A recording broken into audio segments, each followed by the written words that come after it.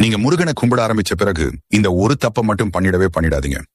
ஆமாம், எல்லாருமே அவரோட சோதனையில இருந்து தான் வந்திருக்கோம். நீங்க ஏதாவது ஒண்ணு அவர்கிட்ட வேணும் அப்படின்னு வேண்டிக்கிட்டு கேக்குறீங்க அப்படின்னா முதலில் முருகன் என்ன செய்வார் தெரியுமா? உங்களை ரொம்பவே சோதிப்பாரு. எப்படி அந்த சோதனை இருக்கும் அப்படின்னா, நீங்க எதை கேட்டு அவர்கிட்ட வந்தீர்களோ, எதுக்காக அவரை வேண்ட ஆரம்பிச்சீங்களோ அது வேண்டவே வேண்டாம் அப்படின்னு சொல்ற அளவிற்கு உங்களை போட்டு சோதிப்பாரு. அந்த சோதனையை எப்படியாவது தாக்கு பிடிச்சு நின்னுடுங்க.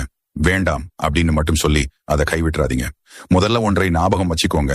எந்த ஒரு பொருளும் நமக்கு ஈஸியா கிடைச்சிட்டா நமக்கு அதோட அருமை தெரியாது. அதே ஒரு விஷயம் நமக்கு ரொம்ப கஷ்டப்பட்டு பல தோல்விகளுக்கு அப்புறம் கிடைக்கிறது அப்படின்னா அதோட அருமை நமக்கு நல்லாவே புரியும். அது மாதிரிதான் முருகன் மேல் இருக்கும் நம்பிக்கையும்.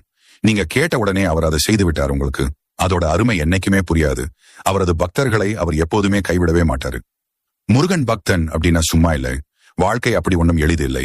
அதுல கஷ்டம், நஷ்டம், துன்பம், இன்பம், துயரம் இப்படி எல்லாம் கலந்துதான் இருக்கும் என்றைக்குமே. இதை நாம் தான்